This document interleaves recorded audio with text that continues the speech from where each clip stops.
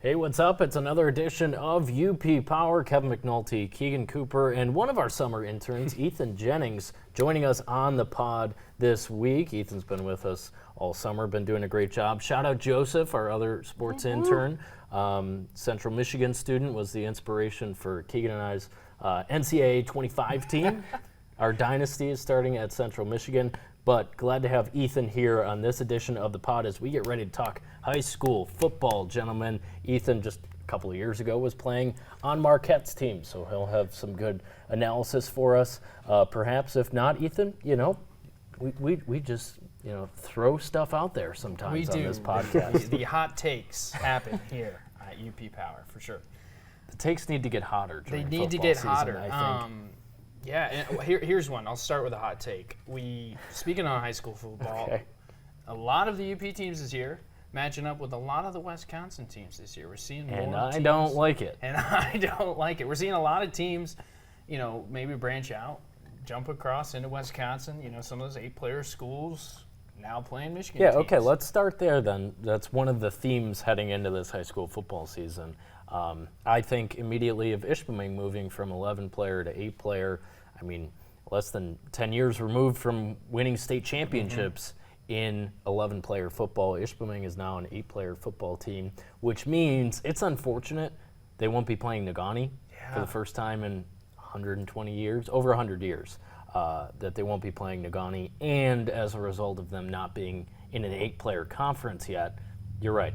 A lot of Wisconsin teams on the schedule, either coming to Ishpeming, meeting in the middle in some cases. They're going to play a game at Ironwood, a neutral site, against a team from Wisconsin. So that's what's going on at Ishpeming. We'll see how they do their first year in 8-man football. It was St. Ignace last year making that transition. They had a pretty good year.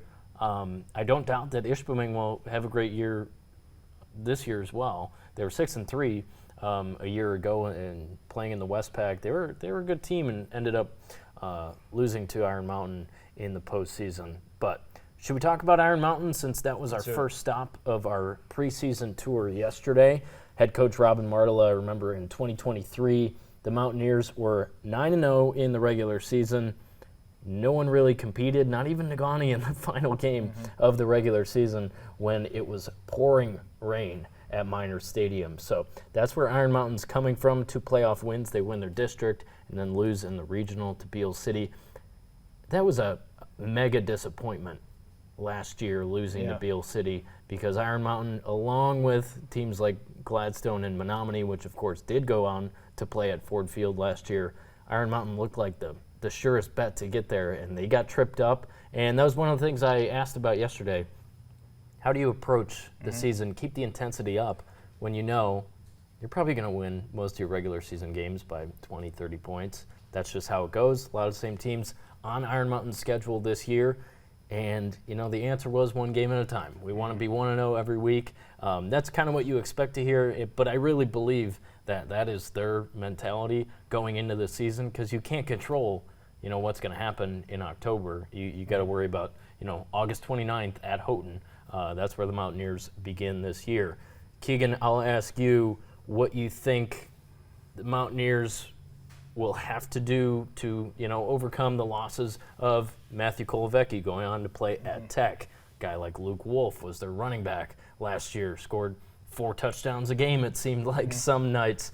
They have answers, but what do you think about the Mountaineers not having those 2 guys? Robin Martela said yesterday, graduation happens every year. It does, but those are 2 really big playmakers for the Mountaineers. Yeah, I think it's that, that as the old saying goes, out with the old, in with the new. It's now time for those maybe underclassmen who are now upperclassmen to step into that role. And, they've learned from those guys. They've learned from Luke Wolf and what he's done. They've learned from what Matthew Kolovecki has done. They've seen it happen. Now they have to kind of step up to the plate and fill that role, because it's a big role to fill, right? That was a big part of their offense last year, throwing the ball to Matthew Kolovecki, putting Luke Wolf with the ball, putting it on the ground. So for Iron Mountain to find success throughout the entire season, but especially into the postseason, they've got to find those guys, whoever it may be, to step up into those roles to produce for them, because you got to score points to win football games.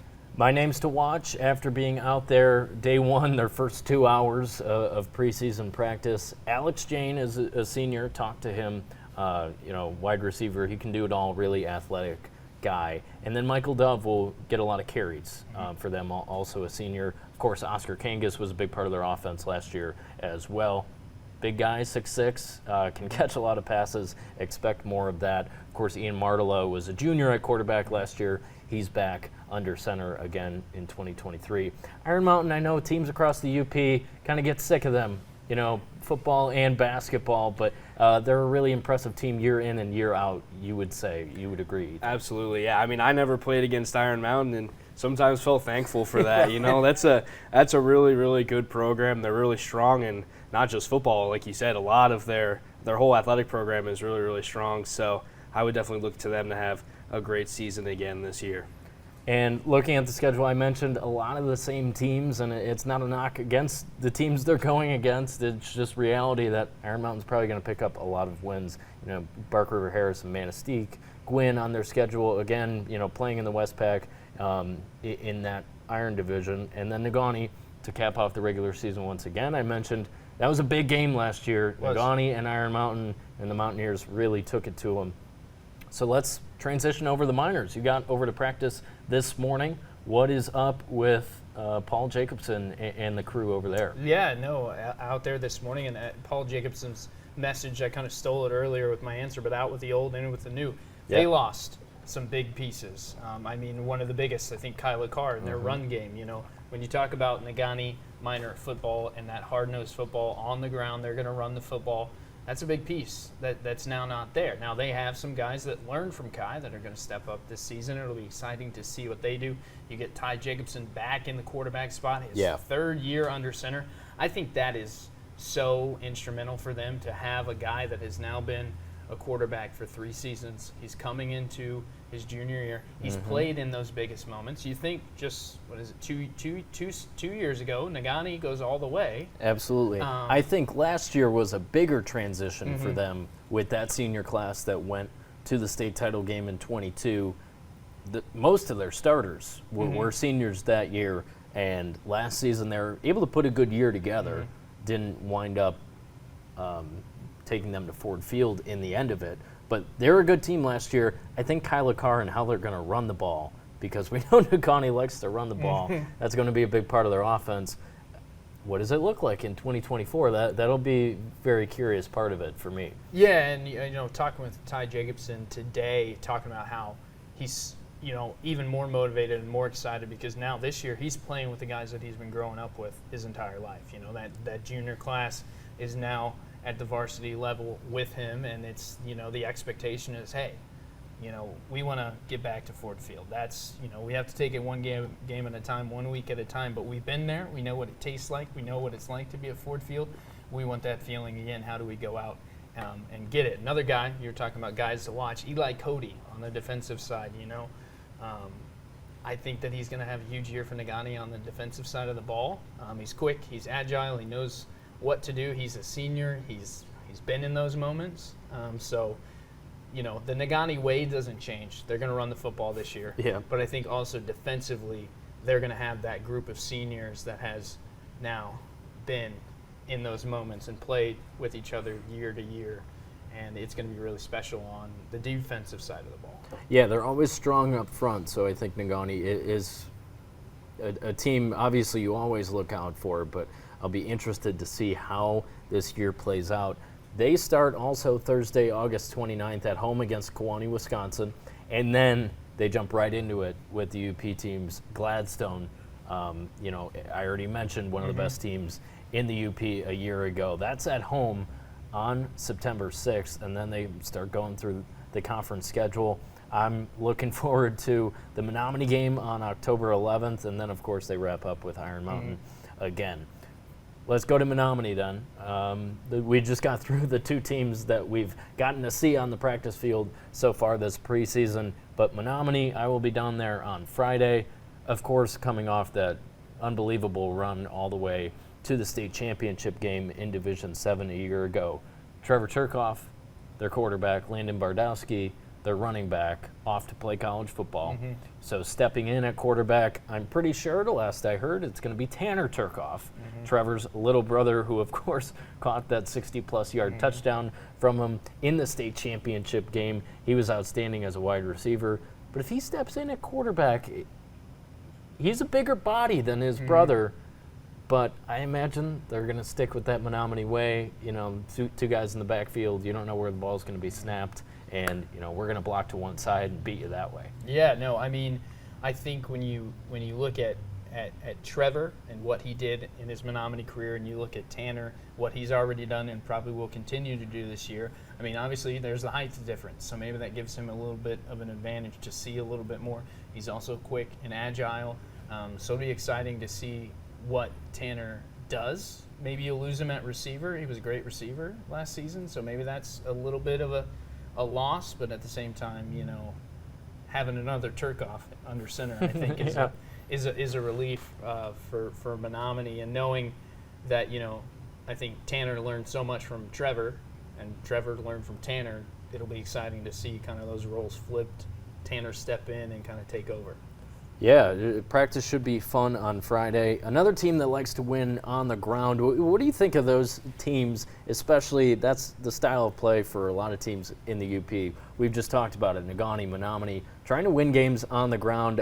I think that is fun and smart, you know, when you're trying to win high school football games. I mean, absolutely. It's, you know, when you're playing in the UP, one of the biggest things is the weather. It gets cold fast, and it's hard to, you know, sling the rock through the air when it's 0 degrees and it's snow and it's raining. I think especially a team like Menominee is going to look to give their best athletes the ball, most likely on the ground, and I'm sure they're itching to get back to the state championship. You know, they played Lumen Christie last year, and they lost by 4. I mean, that was a very close game. They weren't far from... It was the best of the 8 state championship games. It was. Keegan and I It can was. confirm. We can attest. We can Everyone confirm. was telling us how great that Menominee game was, and it really was.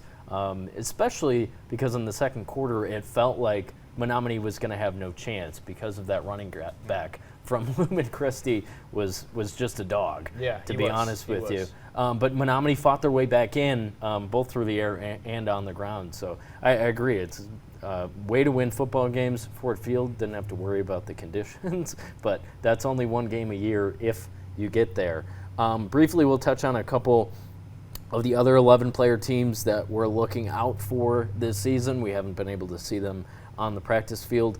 Kingsford is a team on Marquette's schedule, and they'll look a little different without Eli Rouse. UP Mr. Football a year ago. Mr. Give me the ball and get out of my way, you mean? No Noah Johnson on the defensive side, who's off to play at Tech as well. So Kingsford, I expect big things from them because they're Kingsford, but same scenario here.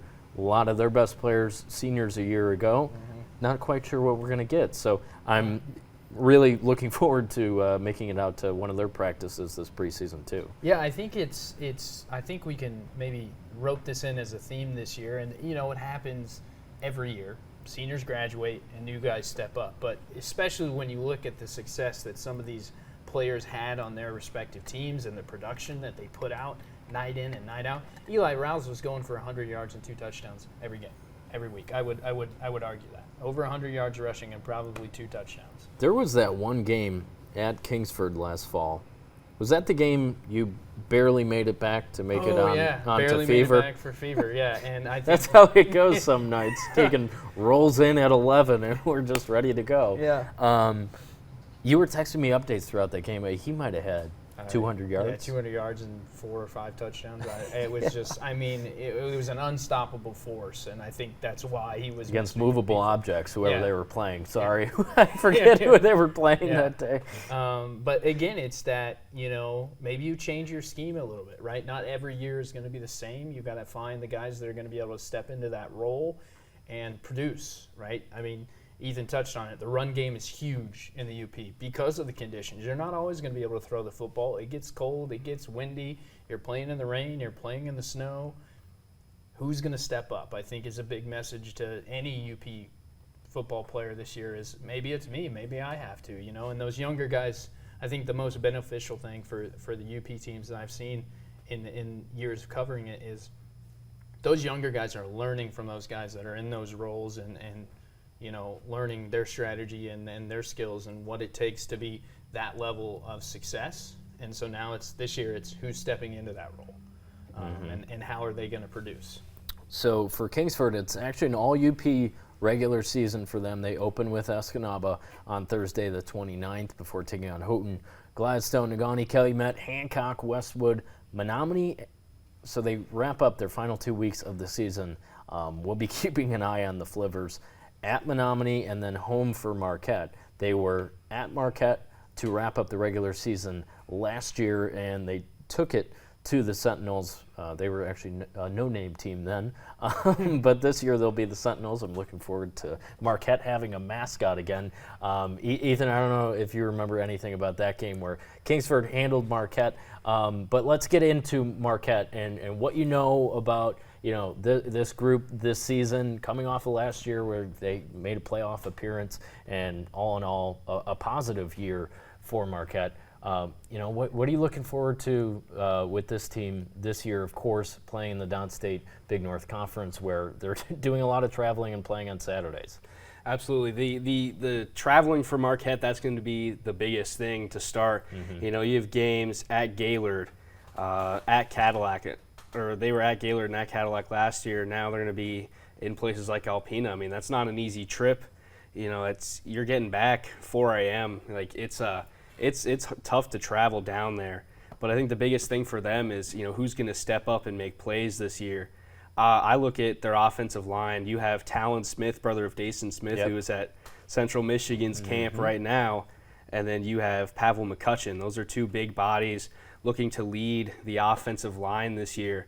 But to me, I think it's the skill players, who's going to step up. You have guys like Kyler Sager. You have Ford Richardson back throwing the ball. You lose guys like Curtis Houghton and Tucker Welch carrying the ball. So who's going to step up in that backfield, I think, is the biggest question to me. I would agree. Wyatt Lankinen, another guy who's moving on to play D3 football. That was a great wide receiver, a brilliant weapon that Marquette had a year ago that they won't have this season. Jackson Dermu not playing football, focusing on basketball. So all signs point toward Ford Richardson being the starting quarterback. Remember, he came in during that Petoskey game, and Petoskey's back on the schedule this year for Marquette. October 11th, they will go down there to play. Petoskey was here last season, and that was a really fun game. Marquette was down 21-7 at halftime, I believe, and came back to win it. And that was Ford Richardson as a sophomore, kind of his coming out party, if you will. Of course, Ford is the son of Shane Richardson, the head coach at NMU.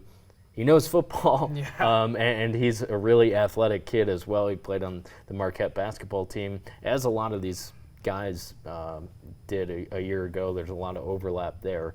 But Ford Richardson at quarterback, I think that could really bring Marquette up a level. As you mentioned, they got dudes on the offensive line. Talon Smith is going to be joining his brother Dason at Central next year. So that always helps to have some good protection. Yeah, I think Marquette's strongest point right now is going to be that offensive and defensive line. I mean, they have the big guys to get it done, and I think that's a huge advantage for them, especially when you look at that UP team, those other UP teams. Sometimes size isn't really an advantage a lot of those teams have. So to have two really big guys like that, and the rest of their offensive line not small either, I think that's going to be a big deal for them. So I think if they can find a running back who really steps up this year, that run game could really be very strong. Yeah, and I mean, I'm just going to piggyback off that. When you think about Ford Richardson, he's athletic, he's quick, he's agile too, so he can escape the pocket and get out. Watching him, kind of his number get called last year and be put into those situations and see what he did as a sophomore, he's only going to get better every game he plays, every snap that he takes, especially, this year, with all signs pointing to him being, QB number one. He's only going to get better. He's only going to grow. He's got the protection that he needs with those big guys up front. So it'll be exciting to see maybe what schemes Marquette runs through him. Maybe he takes a snap and takes off with it. Maybe we see a little bit of dare I say, the North Central play where they snap the ball and give it to a Gorzinski and say, we'll see you later. I think that Ford has the speed and the agility to do that. Right.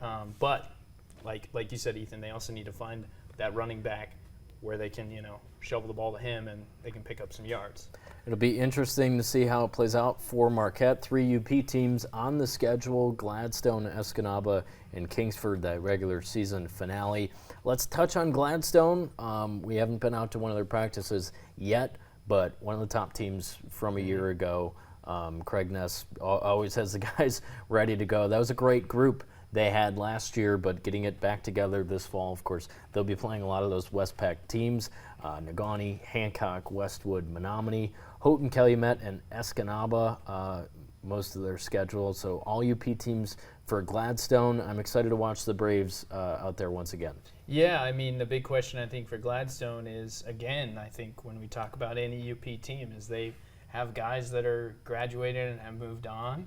Who is going to step up? When we think about the Gladstone Braves, I think about Nate Young. For sure. And the performance that he had at the quarterback position. A true leader on their offense, too. Yeah, a true leader, humble, and just, he was out there every night for Gladstone, for the Braves, doing whatever he could to help them find success, and he did. And Gladstone was a phenomenal team with him, but now it's who assumes that role? Who's going to play quarterback? Those are questions to be answered. Do you maybe move somebody? Hopefully we'll have those answers before the season starts. Surely, yeah. Hopefully we'll have them. And we will. We still got 16 days, but 16 that's not a lot of time. Not a lot of time. Who I think if I had to sum up UP football in like 3 sentences, it's who is stepping up to assume the roles that are now open. Because they're still open, right? Nobody's played a game yet, so those roles are still up for grabs. Who's going to be QB1? Who's going to be, running back? Who's going to play fullback? Who's going to play halfback? Who's your O-line going to be? I think. Who's going to play on both sides of the ball? Who's going to play on both sides of the ball? When you look at rosters, they're not 80, 90 deep. You're playing, with maybe 30 guys for your bigger schools, but a lot of them are 18 to 25. So you're going to be playing. That's the case with Iron Mountain. I mentioned that when I got back from practice yesterday. Iron Mountain only has 18 guys on the varsity roster, so they're pretty much all playing both ways. Mountaineers, I'm not surprised, are not looking to go to 8-player whatsoever. The numbers would maybe say you should, but Iron Mountain's not doing that right now. So you're right. These rosters, some of them are small enough where, you have to play both ways. So we'll see how that plays out for Gladstone. Their numbers have been pretty steady recently. Let's touch on a couple of 8-player teams. I want to start with Lake Linden and not North Central.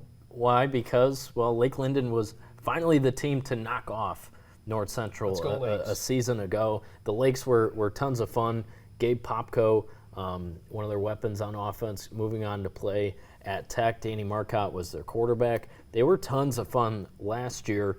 Not quite sure exactly what they're going to look like in 8-player in 2024, but I really do believe in their head coach. Brett Gervais did an outstanding job, was the coach of the year in the conference last season. So Lake Linden, a 8-player team that we're certainly keeping our eye on. Their schedule this year with the UP teams, they open with a Wisconsin team on the 29th, and then it's Munising, North Dickinson, Newberry, Forest Park, North Central, October 5th. You got to circle that game. Circle it. Bessemer, Ironwood, and Ontonagon, a lot of those Western UP 8-player teams. But Lake Linden, North Central on October 5th should be fun. It's a rematch of a playoff game a year ago. They also played each other in the regular season last year. North Central was able to handle the Lakes in game 1, but the script flipped by the time the postseason came around. So with North Central not winning a state championship last year, definitely a disappointment based on where that program has been over the years. The last 5 years, for sure, you can add up the state championships. So how does North Central get that swagger back this year? I think, it's tough, right? When you're on the top, they still have at least one Gorzinski. Yeah, and some others probably. They should be all right. When you think about as they were on top for as long as they were back-to-back to back-to-back. Don't quote me. At least 3. At least 3 back-to-back state champions. And not that they did this, because they were not. I've been at their practices. I know how hard they work. But when you're at the top, sometimes it's hard to now know, how do we push the envelope to stay there, right? And they did it for 3 years, and then Lakeland and Hubble got their number. So maybe that's their motivation is, hey, we want to be back here, and Lakeland and Hubble knocked us down a few pegs. So maybe, that's their motivation going in. For North Central, I think it's a key plan. They're going to run the football. They're going to outrun you. They're going to outwork you. They're going to give it all they have for every quarter, every play, every snap now, because they have been beaten. And I think that's allows you to kind of self-reflect and grow a little bit as a team, as a program, and be like, okay, hey, we can be beaten, and this is how they beat us. Yeah. So when I think about that playoff game between North Central and Lakeland and Hubble, in the beginning it wasn't clear who was going to win. It was kind of little, They were pretty evenly matched last year. I mean, both of those games were a lot of fun. I actually think back to my high school won 3 straight state championships a couple years before I was in high school. But I remember being at the game where they lost that year 4 when they were going for 4 straight, and it was like, how is this possible? Because we win all the time. So I imagine that had to be the same feeling for North Central, and what happened with my high school the year after that, well, they were even better. Yep. So I think North Central might get a little boost from that when you look at their schedule, opening up at Pickford, a team that won an A-player state title not too long ago as well. St. Ignace, we already talked about. Their first year in 8-man last year was a success, so that'll be a tough one for North Central at home. Then Stevenson, Rapid River, Ironwood, Lake Linden, as I mentioned, Ontonagon, Bessemer, and Forest Park. So those 8-player games should be a lot of fun.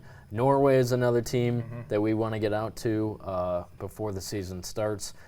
Always a solid program there with Scott Pop. They were really good last year. I expect more of the same. 2023, they won the conference. So Norway Knights, also another team in 8-man that we're looking forward to.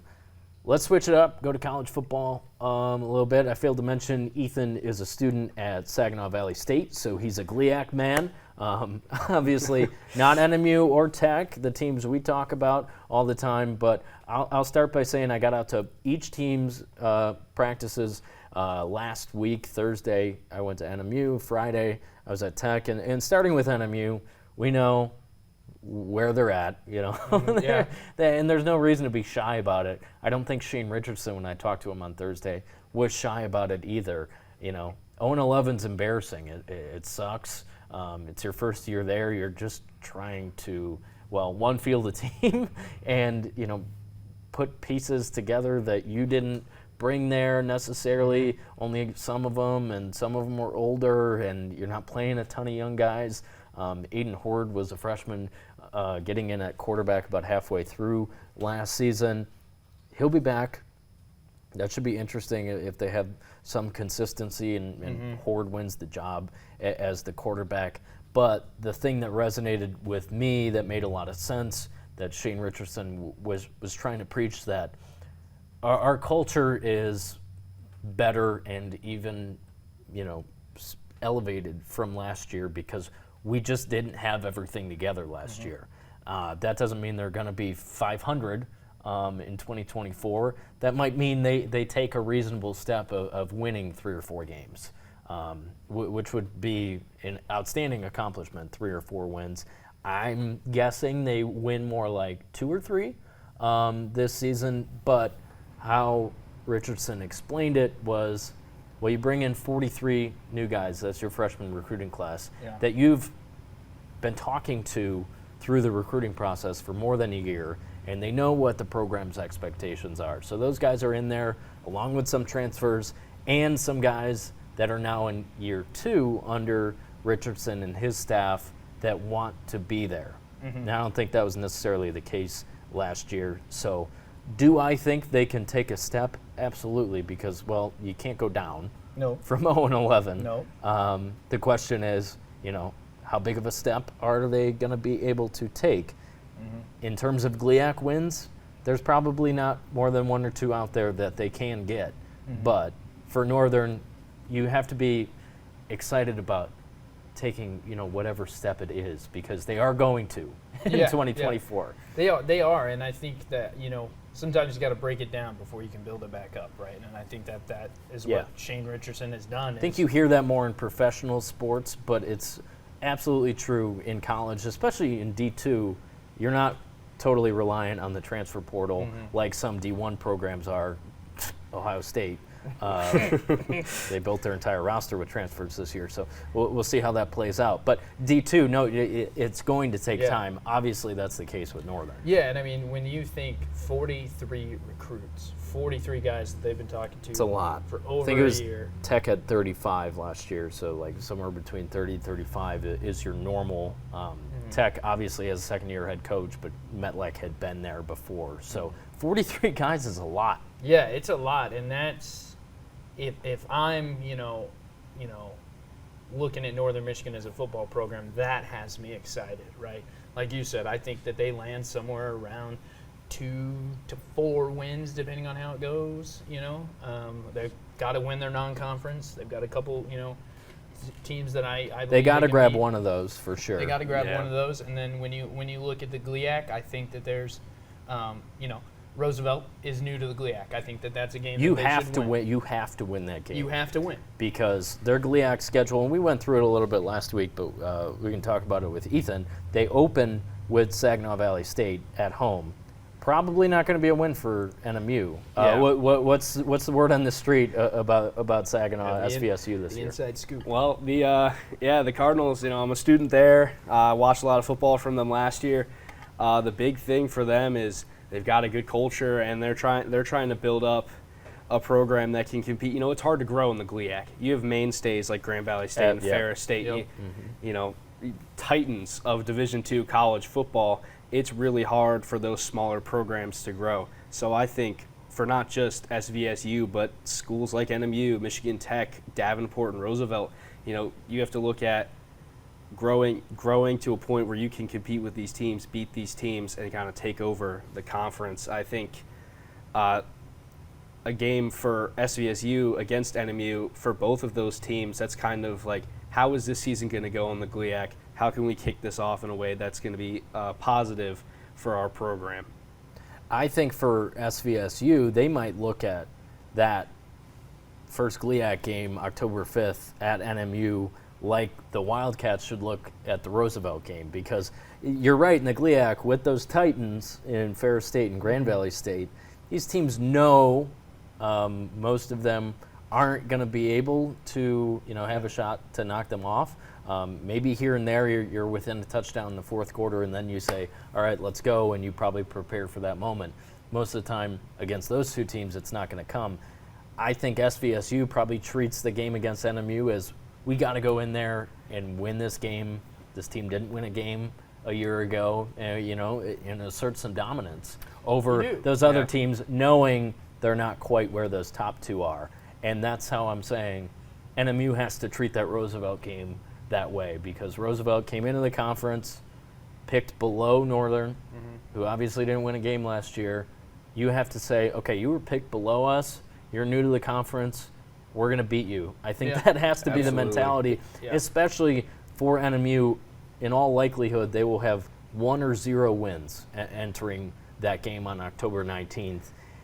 If it's 0, that's a heck of a long time to go without a win, and it can't go any longer. I mean, because then you have Tech the next week, and then you have Ferris State the week after that. And Michigan Tech is coming for Northern every year, right? It's a rivalry game every year. And they're better than Northern going into this season. It was 62-0 last year. I don't expect that wide of a margin again, but I do expect Tech to win the Miners' Cup once again at home. 14. So NMU, if they don't beat Roosevelt, they have Tech, Ferris, Davenport, Wayne State.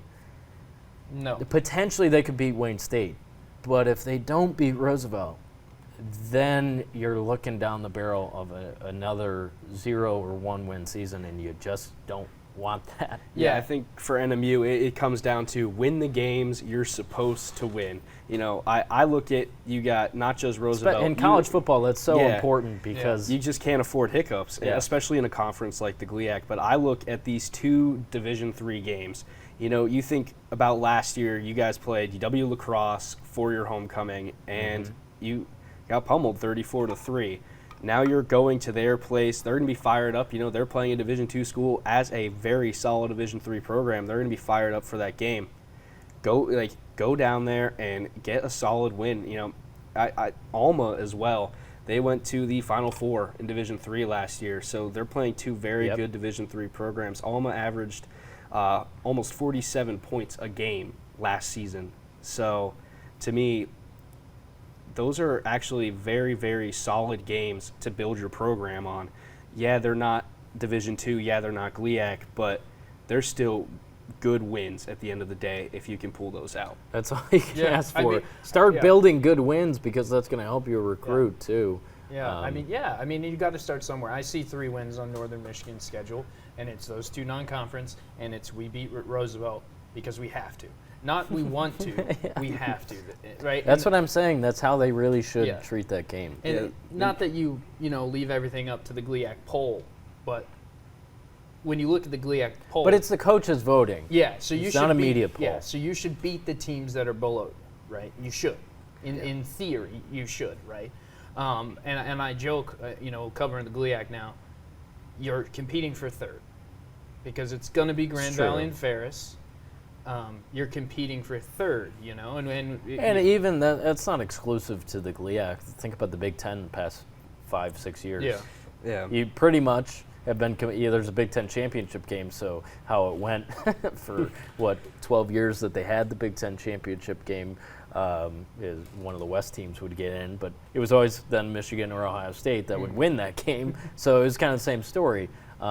That's very true about the GLIAC, especially this season. But finishing 3rd is great. Yeah, finishing 3rd is great. Yeah. And maybe Tech can do that. Let's talk Tech as well. I was there on Friday, and it was very similar to the vibes you felt last year. And they started well. They stacked 5 wins and finished kind of poorly in the GLIAC. Ended up with a 1-5 mark in the conference. Yeah. They should not have lost that Wayne State game. We've talked about that. Yeah. But with this Huskies team, year 2 under Metlack, they returned 17 starters. Yeah. That's nothing that Northern can claim. No. Having that continuity of your quarterback, Alex Freeze, great guy, talked to him on Friday, and he had a couple missteps last year. He also was injured for part of the year, so it wasn't perfect his first year as a starter. And he reminded me that he's kind of an old guy now in his 5th year there. It's only his 2nd year as a starter, but he's been there the entire time, has that year as a starter under his belt.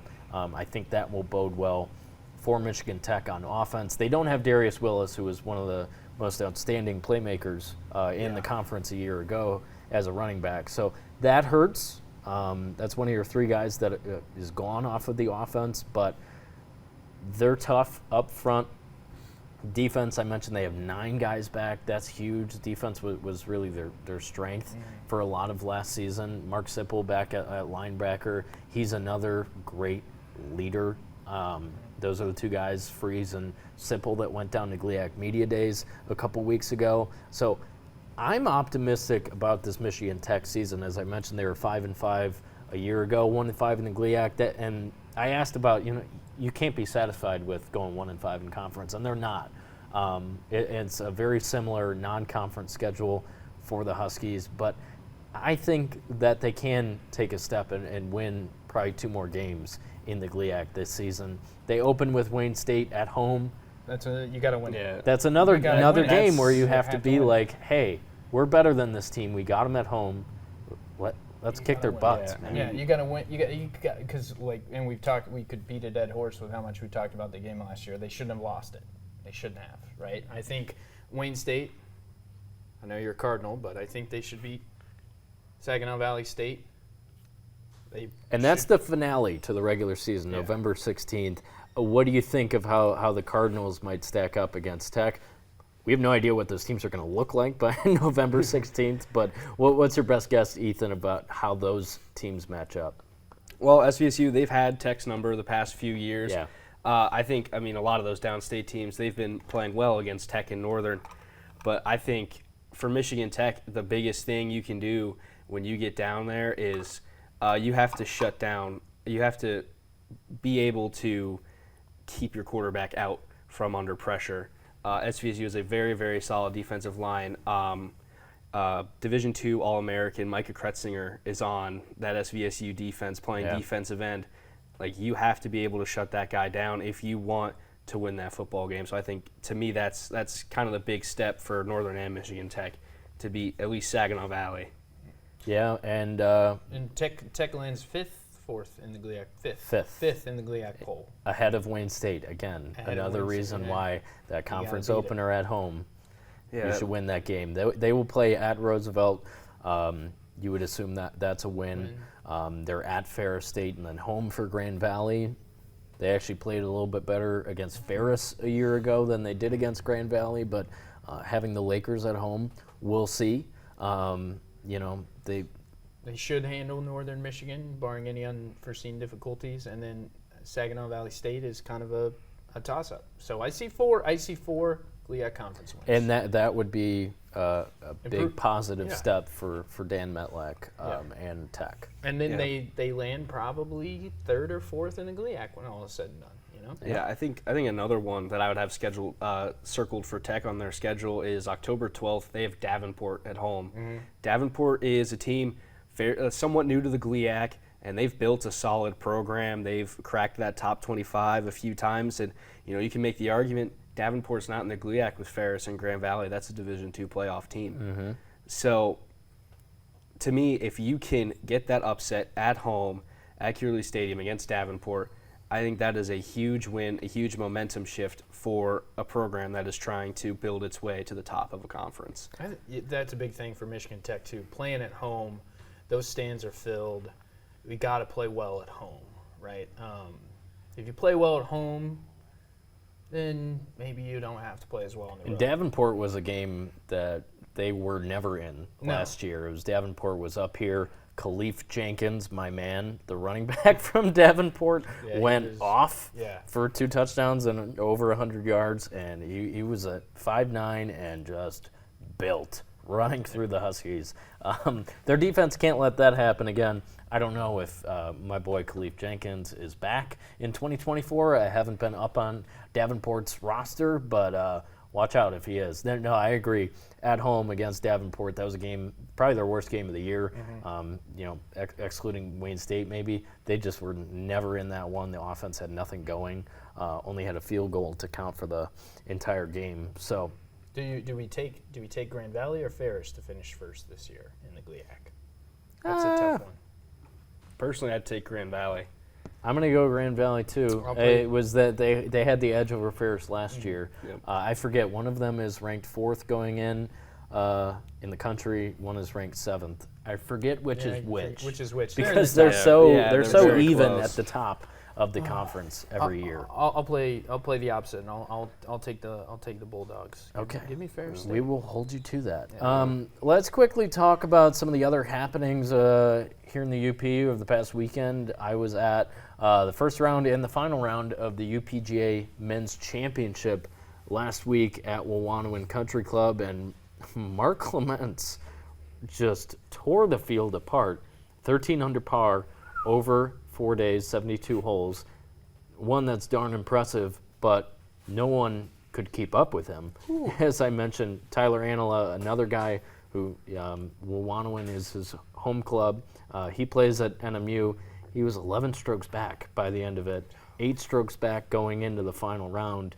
Mark Clements, one of the older guys in the field too, just asserted dominance. He wins his 4th UPGA title. Wow. That's pretty impressive to keep rolling like that. And he said he didn't think that he could win a tournament by that much. But when you shoot 13 under par, you're gonna win. Yeah, or be hard to beat that. Yeah. I mean, those just it's the smooth swing, right?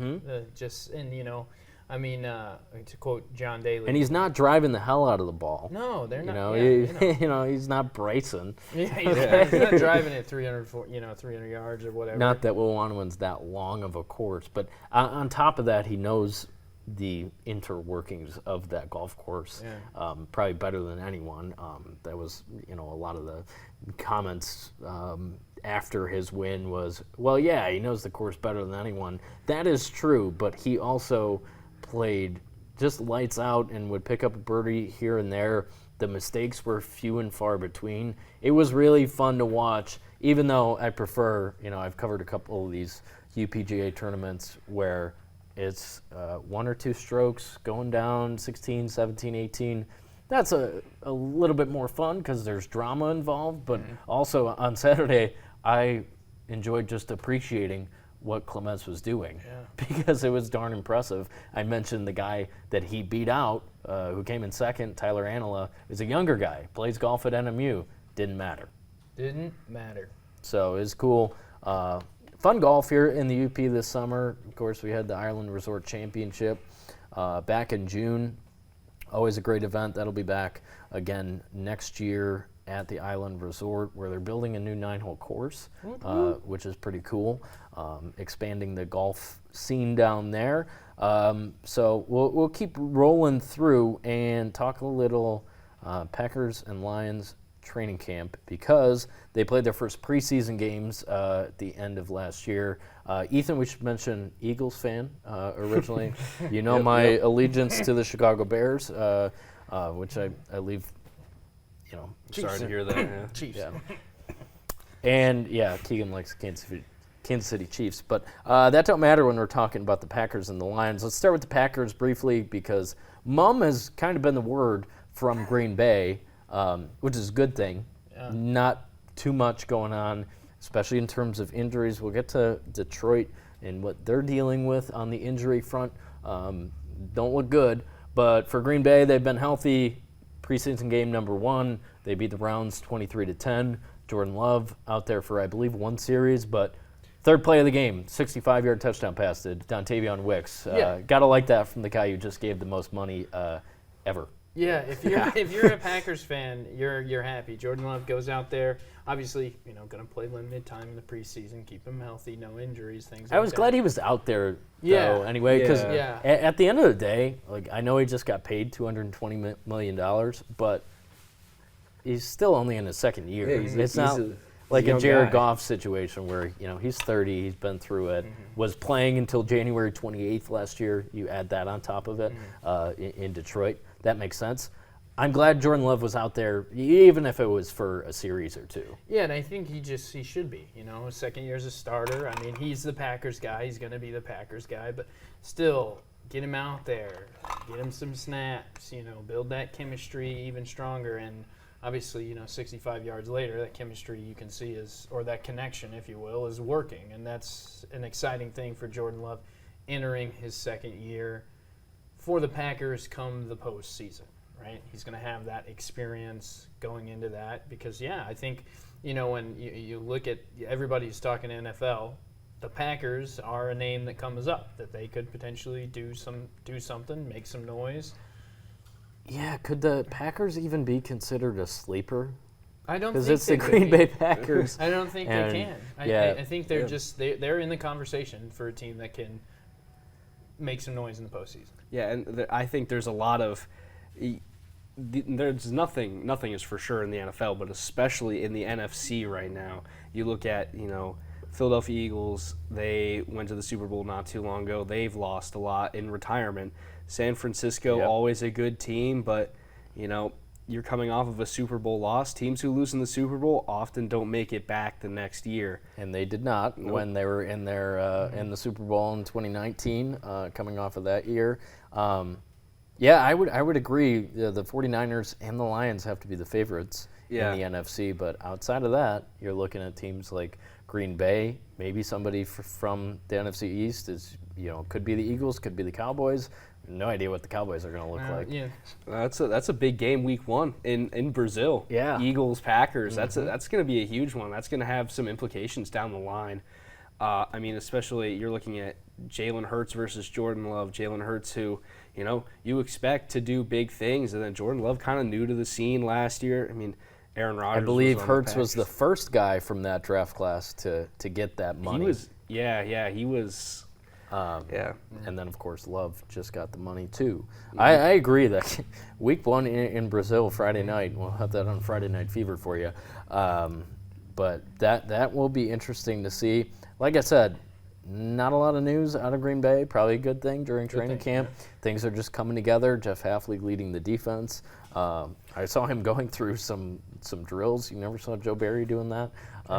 Getting down in three-point stance, really going through some things. The Packers' defense will be better. I've reached that conclusion. So there's a lot for Pack fans to be excited about. Let's talk Lions because, they lost their first preseason game. Doesn't matter. They only scored 3 points. Jake Bates, 53-yard field goal. That's got to be a good sign because, we'll start talking the injury news for the Lions. Michael Badgley's out for the year. Their starting kicker from a year ago. Not that Dan Campbell used him very often, but he is out for the year. So Jake Bates, only kicker on the roster, made a 53-yarder in a wet Meadowlands last week. So that's encouraging.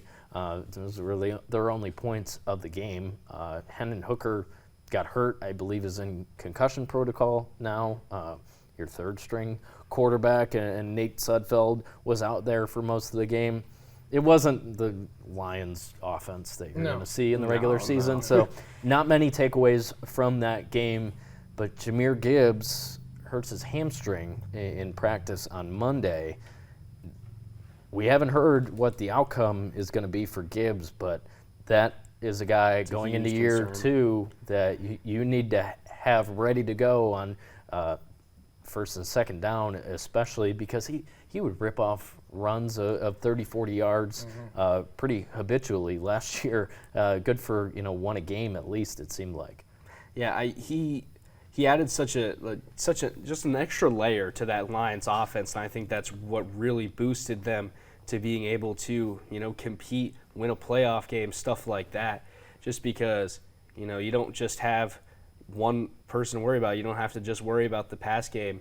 And now you have a running back who can, you can pound the rock, run it right up the middle, but he's also a threat in the passing game. And in today's NFL, where you're looking to throw the ball more than you run it, to have an extra weapon on the field like that who can block, take the ball on a handoff, or run a wheel route, get it downfield, that is huge. So, hopefully he's okay.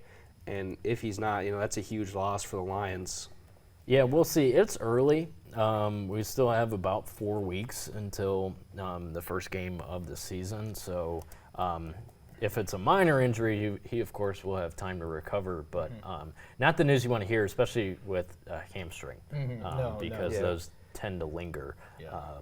So, we'll see what happens. Injuries are part of the game, but it seems like every day Dan Campbell gets up to the podium, it's a new guy he's talking about dealing with something, which is unfortunate. That's just how it goes in training camp. But Gibbs, probably the last guy you want to hear about being injured next to Jared Goff and Amon-Ra St. Brown, probably. Yeah. So we'll see what the outcome of that is as the Lions continue through the preseason and get ready to, defend their division title in 2024. It's been a long time since they've been on a quest like that. So we'll see what happens with Gibbs moving forward. But elsewhere in the division, J.J. McCarthy, we might not see him this year. Yeah, Tuesday morning, we heard that he had knee surgery, which stinks for Vikings and Vikings fans. That they probably maybe won't see JJ this year, so Sam Darnold will be your guy in Minnesota. Maybe the Lions, the Packers, and the Bears are excited to hear that. But Sam Darnold's also a guy that people have been raving about, and Kevin O'Connell, their head coach in Minnesota, has been able to create a solid quarterback out of run-of-the-mill guys. You think about Josh Dobbs last year being with the team for like 5 days, and then he went out and won a game. Give a lot of credit to Kevin O'Connell. So if it is Sam Darnold starting all 17 games or most of the games for the Vikings next season, they could still be a problem because they have a pretty good defense on top of that too. So I don't know. The division's interesting. Caleb Williams looked really good in his first start in the preseason with the Bears. That team's no joke. No. With the offensive weapons they have, and by the end of last year they had a top 10 defense too. So we'll keep saying it. NFC North, best division in football. Got my eye on that one. The NFC North champion is whoever that ends up being. I think will end up being a threat for a Super Bowl championship. And that's going to be a tough football team too. Yeah, whoever it might be. I know at least for the Bears, don't play a division game until week 11. Wow. So November and December are going to be really exciting for Chicago, and of course that means seeing the Lions twice in November and December, seeing the Packers twice in November and December, and January, actually, the season finale, Week 18 at Lambeau once again, the Bears and the Packers. That game could mean a lot. It could, yeah. So we will find out. And Lions' Thanksgiving Day game is against the Bears. So we're excited for football. I know that was most of the pod. Briefly, the Tigers are really bad. The Brewers are still really good. But Keegan has his World Series pick. I do.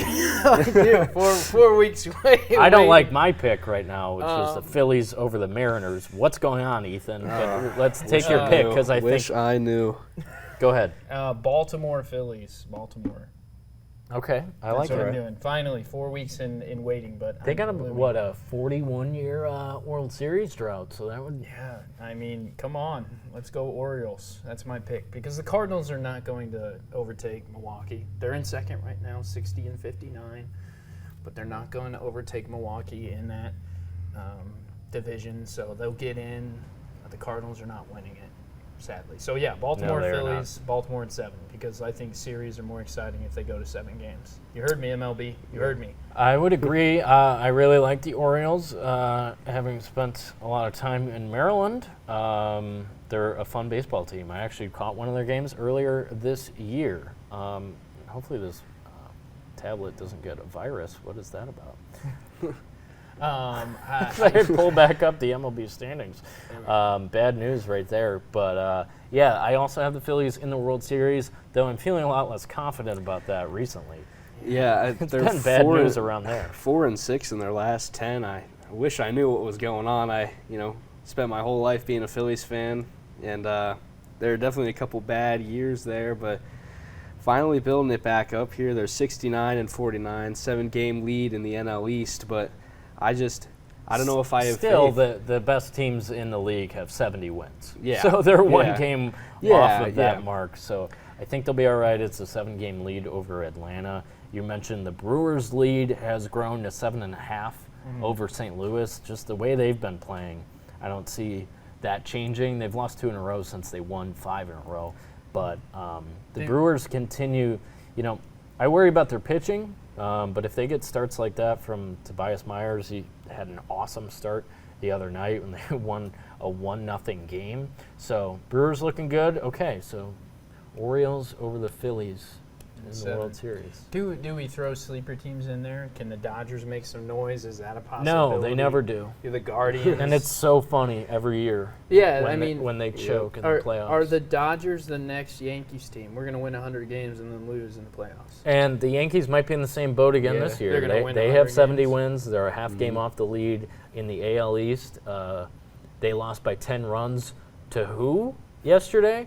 The White Sox, who do not have 30 wins. Yeah, that's tough. Do the Guardians make noise? There's another 70-win team. That is so funny. I wonder what the betting line was on White Sox minus 9.5 yesterday. Yeah. You're a rich man if Yep. you put money on that. I don't think anyone did or I hope no one did. 29-91 right now. Yeah, just Man. on the money line last night in a baseball game. They The could White crack- Sox were plus 285. That's wild. That's wild. The White Sox could crack the top 10 for worst records in all of baseball. Yeah, I know. Not that Kevin Weiss. That'll do it for this edition of UP Power. It was a lot of fun. Thanks to Ethan for joining us Yeah, thanks on for this having me. edition of the pod. Good stuff from a GLIAC guy, a Marquette guy, as we get set for football season. But we'll be back again next week to probably talk more football. We'll have some more teams to talk about. And get set for Friday Night Fever #1, August 30th, here on TV6. Of course, we're on YouTube right now, but we appreciate you joining us. That'll do it for this edition of the pod, and we'll see you next time.